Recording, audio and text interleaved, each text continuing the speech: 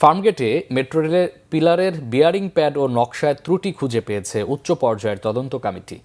প্রতিবেদনে বলা হয়, প্রাথমিক অনুসন্ধানে বিচ্যুত বিয়ারিং প্যাডের হার্ডনেস কম্প্রেশন সেট প্রচলিত স্ট্যান্ডার্ড অনুযায়ী সঠিক ছিল না। ফার্মগেট মেট্রো রেল স্টেশনটির দুই পাশে লাইনটি বৃত্তাকার হয়ে চলে গেছে। ভায়াডাক্টের সোজা অংশ ও বৃত্তাকার অংশের মধ্যে কোনো ধরনের ট্রানজিশন কার্ড ব্যবহার করা হয়নি বলেও উল্লেখ করে তদন্ত কমিটি। এজন্য কারা দায়ী সেটি উঠে আসেনি তদন্ত প্রতিবেদনে। ত্রুটিপূর্ণ নকশা ও মানহীন বিয়ারিং প্যাডে মেট্রো চলাচলে কোনো ঝুঁকিও নেই বলে জানানো হয়েছে এই সংবাদ সম্মেলনে। মহিবুল্লাহ মহিবের রিপোর্টে বিস্তারিত। গত ২৬ অক্টোবর ফার্মগেট স্টেশনের কাছে মেট্রো রেলের ৪৩৩ নম্বর পিলার থেকে একটি বিয়ারিং প্যাড খুলে পড়ে যায়। এর আঘাতে ৩৫ বছর বয়সী আবুল কালাম আজাদ মারা যান। এ ঘটনায় আহত হন আরও ২ জন।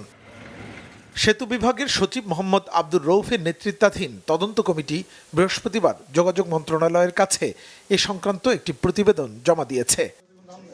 তদন্ত কর্মকর্তারা বলেন, বিয়ারিং প্যাডগুলো কিছুটা ঢালু অবস্থায় বসানো হয়েছে। এগুলো পড়ে যাওয়ার পেছনে তার কিছু প্রভাব রয়েছে। তবে কমিটি ঘটনার সাথে নাশকতামূলক কর্মকাণ্ডের কোনো যোগসাজশ পায়নি। কোথায় কোথায় খুঁত থাকতে পারে ডিজাইনে, সেটা আমরা একটা পটেনশিয়াল বা একটা ক্ষেত্র বলে দিয়েছি। এখন অবভিয়াসলি ডিজাইন যাদের দায়িত্ব তারাই এটার জন্য দায়ী। যারা ডিজাইনটা ভুল করেছে তারাই দায়ী। 10টা প্যারাগ্রাফ 2টাতে আমরা কি পেয়েছি, ডেভিয়েশন আছে। আমরা এই বিষয়টা নিয়ে কাওয়াকিন কর্পোরেশন, যারা এটা সাপ্লাই দিয়েছে জাপানের যে কোম্পানি, তাদের সাথে কথা, তারা আবার একটু বিচার করে যে আমাদের ঠিক আছে, তারা চ্যালেঞ্জ জানিয়েছে। এটা আবার ইনসাইড স্টোরি আছে, তাহলে এটা it should need third party variation. কারণ এটা দুটো আপনি যেটা আশঙ্কা করছেন যে সব তো এক লটের না।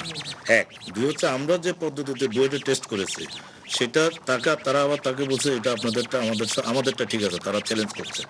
এ সময় সড়ক ও সেতু মন্ত্রণালয়ের উপদেষ্টা ফাউজুল কবির খান বলেন, মেট্রোর অন্যান্য স্থানে বিয়ারিং প্যাডগুলো নিয়মিত পর্যবেক্ষণ করে মেট্রো রেল কর্তৃপক্ষ নিয়মিত কার্যক্রম চালিয়ে যেতে পারবেন।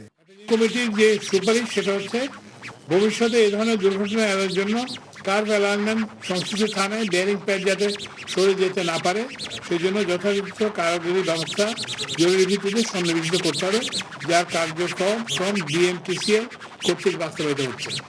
এর আগে ২০২৪ সালের ১৮ সেপ্টেম্বর ৪৩০ নম্বর পিলার থেকে 4টি বিয়ারিং প্যাডের মধ্যে একটি পড়ে যায়, যার ফলে আগারগাঁও মতিঝিল সেকশনে প্রায় ১১ ঘন্টা ধরে মেট্রো রেল চলাচল বন্ধ থাকে। মুহিবুল্লাহ মুহিব, বাংলা ভিশন, ঢাকা।